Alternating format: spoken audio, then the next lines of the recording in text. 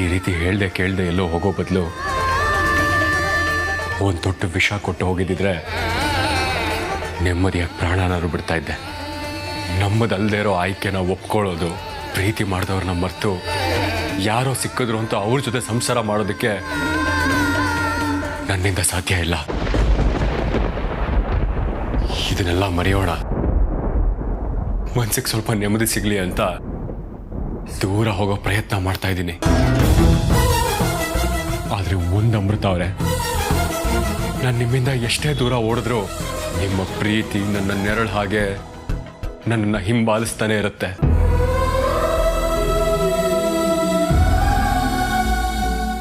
ಏನ್ ಮಾಡ್ಲಿ ನಾನು? ಅಪ್ಪ ದೇವ್ರೆ, ಯಾರಿಗೆ ಏನ್ ಅನ್ಯಾಯ ಮಾಡಿದ್ದೀನಿ ಅಂತ ನನಗೆ ಈ ರೀತಿ ಶಿಕ್ಷೆ ಕೊಡ್ತಾ ಇದೆಯಾ?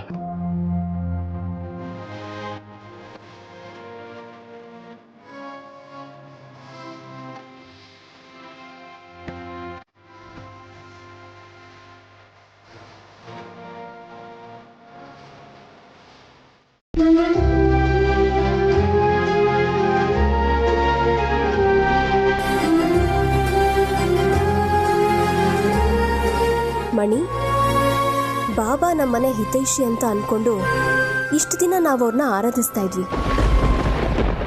ಅವ್ರು ನಿನ್ನ ರೂಪದಲ್ಲಿ ಬಂದು ಈ ಅಮೂಲ್ಯವಾದ ವಸ್ತುನ ತಗೊಂಡು ಹೋಗ್ತಾರೆ ಅಂತ ನಾನು ಅನ್ಕೊಂಡೇ ಇರಲಿಲ್ಲ.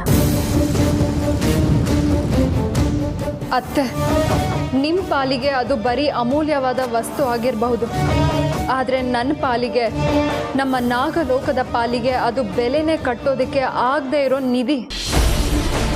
ನಾಗಮಣಿನ ನೀವು ತಿಳಿದೇ ಕೊಟ್ಟಿದ್ದೀರೋ ನನಗೆ ಗೊತ್ತಿಲ್ಲ, ಆದರೆ ನಿಮ್ಮಿಂದ ಮಾತ್ರ ಮಹಾ ಅಪರಾಧ ಆಗಿದೆ. ಮಣಿ, ನಾನು ಮಾತಾಡ್ತಾನೆ ಇದ್ದೀನಿ, ನೀನು ಸುಮ್ಮನೆ ಇದೆಯಲ್ಲ. ಅತ್ತೆ, ಕೆಲವ್ರ ನೋವುಗಳು, ಕೆಲವು ಸಂಕಟಗಳು ಬೇರೆಯವರಿಂದ ಪರಿಹಾರ ಆಗೋದಿಲ್ಲ, ತಾವೇ ತಾನಾಗೆ ಕಡಿಮೆ ಆಗಬೇಕು. ನೀನು ಹೇಳೋದು ಸತ್ಯ. ಇಷ್ಟು ದಿನ ನಾಗಮಣಿ ನಿಮ್ಮ ಹತ್ರ ಇದೆ ಅಂತ ಗೊತ್ತಿದ್ರು ಅದನ್ನು ನಾನು ವಶಪಡಿಸ್ಕೊಳ್ಳೋ ಸಣ್ಣ ಯೋಚನೆ ಕೂಡ ಮಾಡಿರಲಿಲ್ಲ. ಶಾಸ್ತ್ರಿಗಳು ನಿಮ್ಮ ಕಡೆಯಿಂದ ನಾಗಮಣಿನ ನನಗೆ ಕೊಡಿಸ್ತಾರೆ ಅನ್ನೋ ನಂಬಿಕೆಯಿಂದ ಇದ್ದೆ. ಆದರೆ ಆ ಭೈರವ ಹೀಗೆ ಮೋಸ ಮಾಡಿ ನಾಗಮಣಿನ ತಗೊಂಡು ಹೋಗ್ತಾನೆ ಅಂತ ನಾನು ಅಂದ್ಕೊಂಡೇ ಇರಲಿಲ್ಲ. ಏನು ಮಾಡೋದು? ನಾಗಮಣಿನ ನನ್ನ ವಶಕ್ಕೆ ಹೇಗೆ ಪಡ್ಕೊಳ್ಳೋದು? ಹಾಗೆ ಪಡ್ಕೊಳ್ದೆ ಹೋದ್ರೆ ದೊಡ್ಡ ಅನಾಹುತಾನೇ ಆಗೋಗುತ್ತೆ.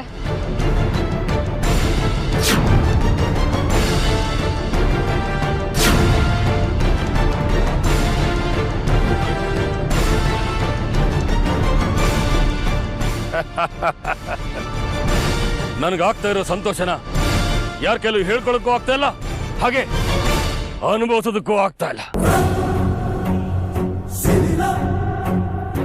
ಈ ನಾಗಮಣಿ ಶಕ್ತಿ ಎಂತದ್ದು ಅಂತ ನನಗೆ ಗೊತ್ತು, ಆದ್ರೂ ಒಂದು ಸಲ ಪರೀಕ್ಷೆ ಮಾಡಬೇಕು ಅಂತ ಅನಿಸ್ತಾ ಇದೆ. ಹೇಗ್ ಮಾಡ್ಲಿ?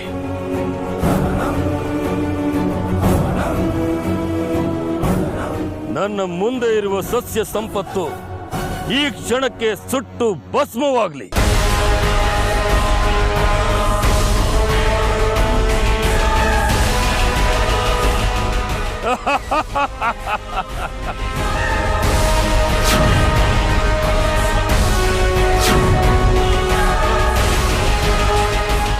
ಭಲೆ ಭಲೆ.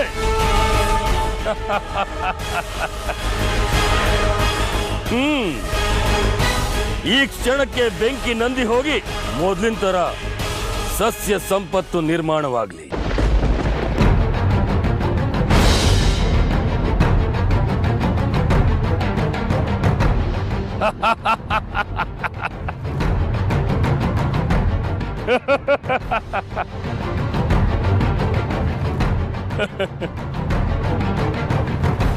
ನಾಗಮಣಿ, ನಿನ್ನ ಶಕ್ತಿಯನ್ನ ಸಮರ್ಥವಾಗಿ ಬಳಸ್ಕೋಬೇಕು.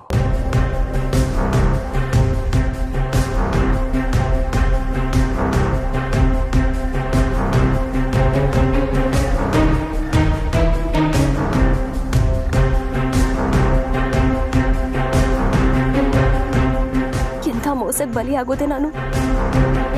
ನಮ್ಮ ಕಣ್ಣನ್ನ ನಂಬೇಕಾ, ನಾವು ನೋಡೋದನ್ನ ನಂಬೇಕಾ ಅನ್ನೋದೇ ಗೊತ್ತಾಗ್ತಾ ಇಲ್ಲ.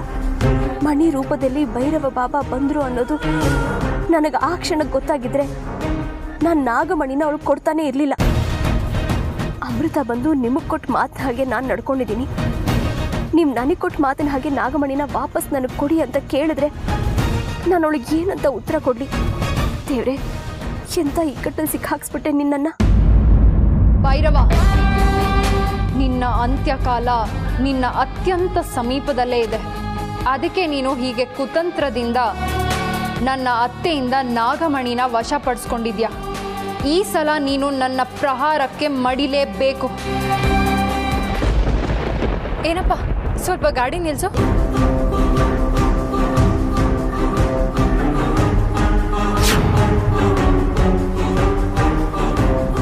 ಯಾಕೆ ಮಣಿ? ನಿಮ್ಮ ಬೇಸರವಾದ ಮುಖನ ನನ್ನ ಕೈಯಲ್ಲಿ ನೋಡೋದಕ್ಕಾಗ್ತಾ ಇಲ್ಲ ಅತ್ತೆ. ನನ್ನ ಚಿಂತೆ ಅಮೃತ ಬಂದು ಕೇಳಿದ್ರೆ ಏನಂತ ಉತ್ತರ ಕೊಡ್ಲಿ ಅನ್ನೋದು. ಅವಳು ಬಂದು ಕೇಳಿದ್ರೆ ಏನು ಮಾಡಬೇಕು ಅಂತ ಯೋಚನೆ ಮಾಡಿದ್ರೆ ಆಯಿತು ಅತ್ತೆ. ನಿಮ್ಮ ಮನಸ್ಸಿನ ಹಾಗೆ ನನ್ನ ಮನಸ್ಸು ಸರಿ ಇಲ್ಲ ಅತ್ತೆ. ನಾನು ದೇವಸ್ಥಾನಕ್ಕೆ ಹೋಗಿ ದೇವ್ರ ದರ್ಶನ ಮಾಡ್ಕೊಂಡು ಬರ್ತೀನಿ. ಸರಿಮಾ, ಹುಷಾರು.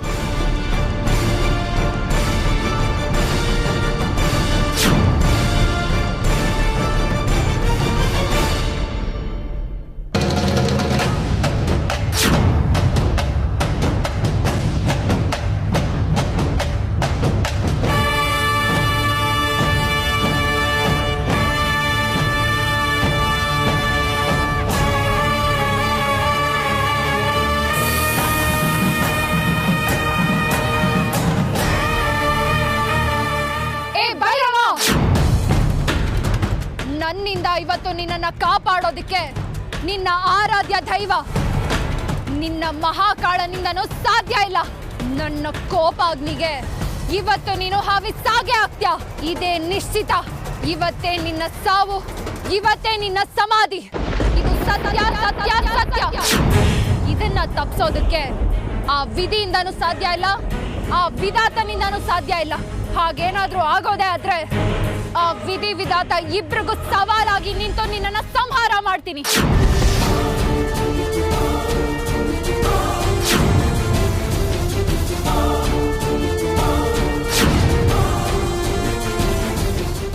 ನಾಗಿಣಿ, ಈ ಕಾಡಿನಲ್ಲಿರೋ ನಿನ್ನ ಎಲ್ಲ ಕುಲ ಬಾಂಧವರನ್ನು ಈ ಕ್ಷಣದಲ್ಲೇ ಸಂಹಾರ ಮಾಡ್ತೀನಿ. ಅದು ನೀನು ಆರಾಧಿಸ್ತಾ ಇರೋ ಈ ನಾಗಮಣಿಯಿಂದ. ಇದನ್ನ ತಡೆಯೋದಕ್ಕೆ ಯಾರಿಂದಲೂ ಸಾಧ್ಯವಿಲ್ಲ. ಈ ಕಾಡಿನಲ್ಲಿರೋ ಎಲ್ಲ ನಾಗಗಳು ತಾವೇ ತಾವಾಗಿ ಹರಿದು ಬಂದು ಈ ಹೋಮ ಕುಂಡಕ್ಕೆ ಬಿದ್ದು ಸಾಯಲಿ.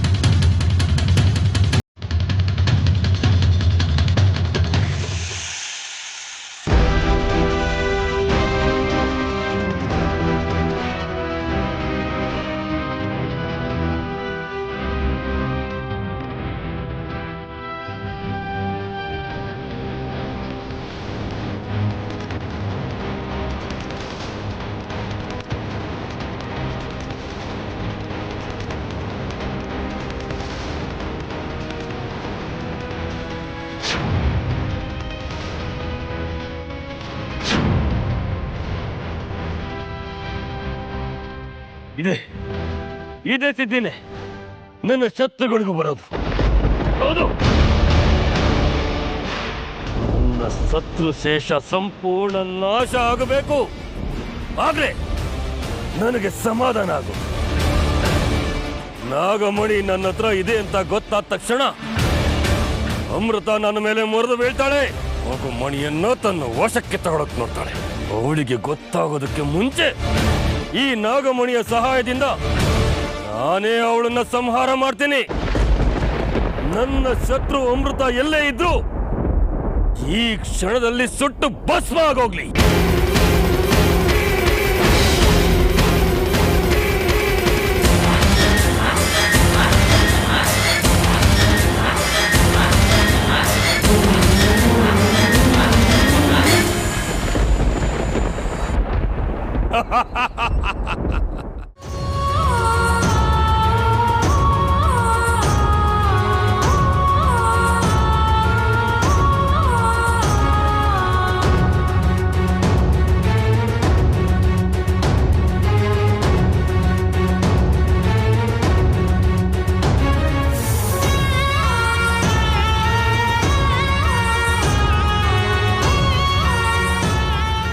ಭೈರವ, ನಿನ್ನ ಸಮಯ ತುಂಬಾ ಚೆನ್ನಾಗಿದೆ. ಅದಕ್ಕೆ ನನ್ನ ಕಡೆಯಿಂದ ಸಾಕಷ್ಟು ಸಲ ಉಳ್ಕೊಂಡಿದ್ಯಾ. ಈ ಸಲ ನನ್ನ ಪ್ರಹಾರಕ್ಕೆ ನೀನು ಆಹುತಿ ಆಗ್ಲೇಬೇಕು. ಇದನ್ನ ತಡೆಯೋದಕ್ಕೆ ಆ ಮಹಾಕಾಳನಿಂದನೂ ಸಾಧ್ಯ ಇಲ್ಲ, ಆ ಮಹಾದೇವನಿಂದನೂ ಸಾಧ್ಯ ಇಲ್ಲ. ಪಾಪದ ಕೊಡ ತುಂಬೋವರೆಗೂ ಆ ಪಾಪಿ ಮೆರೆದಾಡ್ತಾನೆ ಇರ್ತಾನೆ. ಆಮೇಲೆ ಅವನು ಮಣ್ಪಾಲ್ ಆಗೇ ಆಗ್ತಾನೆ. ನೀನು ಮಣ್ಪಾಲ್ ಆಗ್ತೀಯ ಭೈರವ.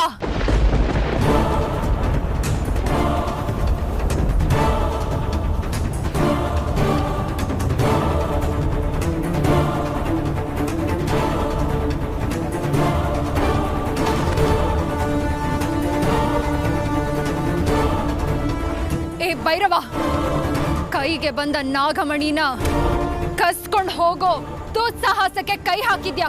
ನಿನ್ನ ತಪ್ಪಿಗೆ ತಕ್ಕ ಶಿಕ್ಷೆ ಅನುಭವಿಸ್ತ್ಯಾ ಭೈರವ, ಅನುಭವಿಸ್ತ್ಯಾ. ಅಮೃತ, ನನ್ನಷ್ಟು ಸಂತೋಷವಾಗಿರೋ ವ್ಯಕ್ತಿ ಈ ಪ್ರಪಂಚದಲ್ಲಿ ಯಾರೂ ಇಲ್ಲ. ಯಾಕೆ ಗೊತ್ತಾ? ನಾಗಮಣಿ ನನ್ನ ವಶಕ್ಕೆ ಬಂತು. ಈ ನಾಗಮಣಿಯ ಸಹಾಯದಿಂದ ನಾನು ನಿನ್ನನ್ನ ಸಂಹಾರ ಮಾಡ್ತಾ ಇದ್ದೀನಿ. ಇಷ್ಟು ಸಾಕಲ್ವಾ ಸಂತೋಷ ಪಡೋದಕ್ಕೆ? ಆದ್ರೆ ನಾನು ಅಲ್ಪತೃಪ್ತನಲ್ಲ, ಮಹತ್ವಾಕಾಂಕ್ಷಿ. ನಾಗಶೇಷನ ಶತ್ರುಶೇಷನ ಉಳಿಸಬಾರದು ಅಂತ ಹೇಳ್ತಾರೆ. ನೀನು ನಾಗನೂ ಹೌದು, ನನ್ನ ಶತ್ರುನೂ ಹೌದು.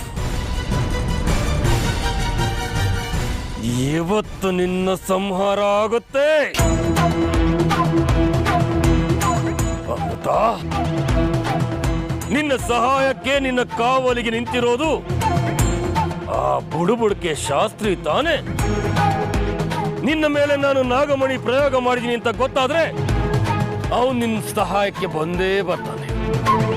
ಅವನ ಸಾವು, ನಿನ್ನ ಸಂಹಾರ ಎರಡು ಒಟ್ಟಿಗೆ ಆಗ್ಲಿ. ಆ ಶಾಸ್ತ್ರಿ ಮತ್ತು ಅವನ ಆಶ್ರಮ ಸುಟ್ಟು ಭಸ್ಮ ಆಗೋಗ್ಲಿ.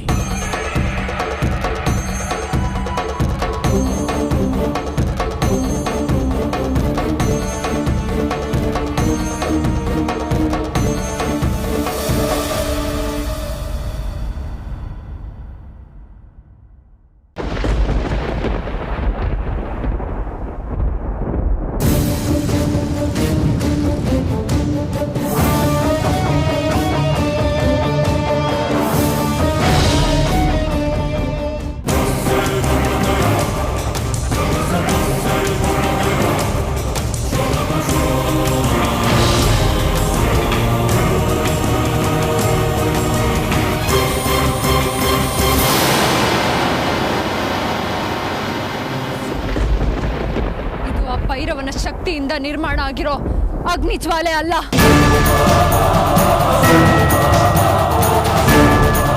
ಅದಕ್ಕೆ ಈ ಬೆಂಕಿ ಜ್ವಾಲೆನ ನನ್ನ ಶಕ್ತಿಯಿಂದ ನಂದಿಸೋದಕ್ಕೆ ಆಗ್ತಾ ಇಲ್ಲ.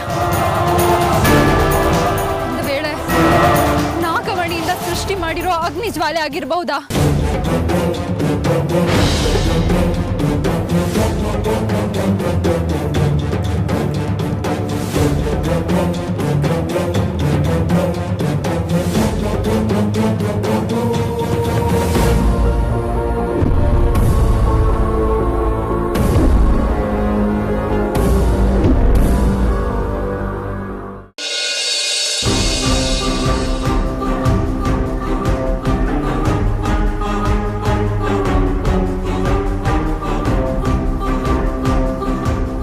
ಹೇಮಾ, ಯಾಕೆ ಮಂಕಾಗಿದ್ಯಾ? ಏನಾಯ್ತು?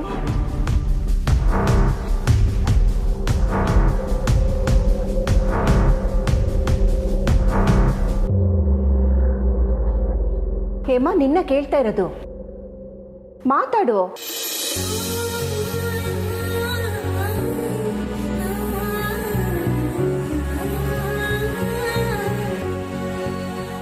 ಅಲ್ಲ ಹೇಮಾ, ನೀನು ಆಶ್ರಮಕ್ಕೆ ಹೋಗ್ಬೇಕಾದ್ರೆ ಮಣಿ ನಿನ್ನ ಜೊತೆ ಬಂದ್ಲಲ್ವಾ?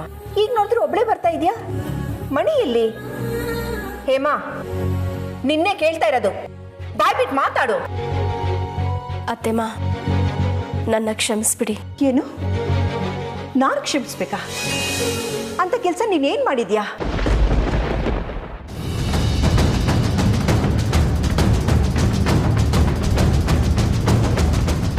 ನಿಮ್ಮಿಂದ ಒಂದು ವಿಷಯನ ಮುಚ್ಚಿಟ್ಟಿದ್ದೀನಿ.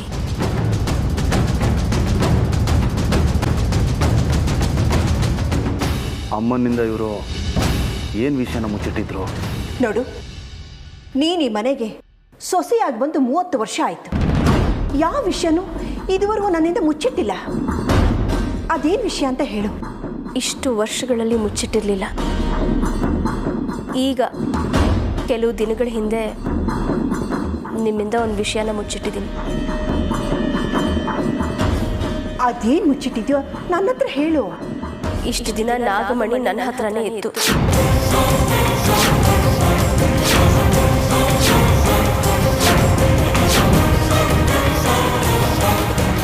ನಾಗಮಣಿ ಅತ್ತಿಗೆ ಹತ್ರ ಇದ್ದ ಅಂದ್ರೆ ಕಾಡಿನಲ್ಲಿ ನಾಗಮಣಿನ ಎತ್ಕೊಂಡು ಹೋದ ಆ ಹೆಂಗಸೋ ಅತ್ತಿಗೆನಾ?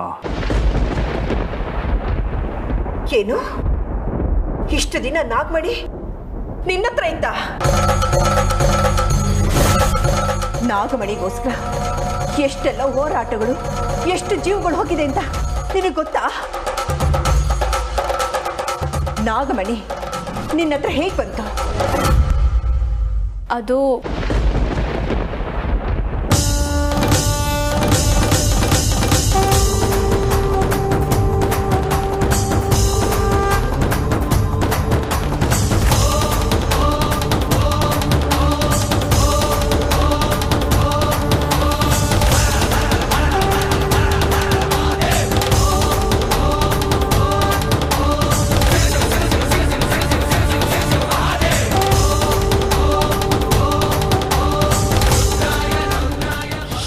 ನನ್ನ ಕೈಗೆ ನಾಗಮಣಿ ಬಂತು.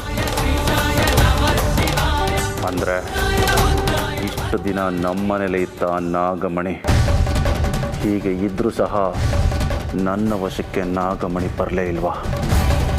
ನಾನು ಅಣ್ಣ ನಾಗಮಣಿ ಎಲ್ಲಿದೆ ಅನ್ನೋದನ್ನು ತಿಳ್ಕೊಳ್ಳೋ ಪ್ರಯತ್ನ ಪಟ್ವಿ. ಆದರೆ ನಮ್ಮ ಮನೆಯಲ್ಲೇ ಇರ್ಬೋದು ಅನ್ನೋ ಸಣ್ಣ ಕಲ್ಪನೆ ಕೂಡ ನಮ್ಮಲ್ಲಿರಲಿಲ್ಲ. ಹೀಗಾಗಬಾರ್ದಾಗಿತ್ತು. ಈಗ ನಾಗಮಣಿ ಎಲ್ಲಿದೆ? ನಾಗಮಣಿ ನನ್ನ ಹತ್ರ ಇಲ್ಲ. ನಾಗಮಣಿನ ನಾನು ಕಳ್ಕೊಂಡ್ಬಿಟ್ಟೆ.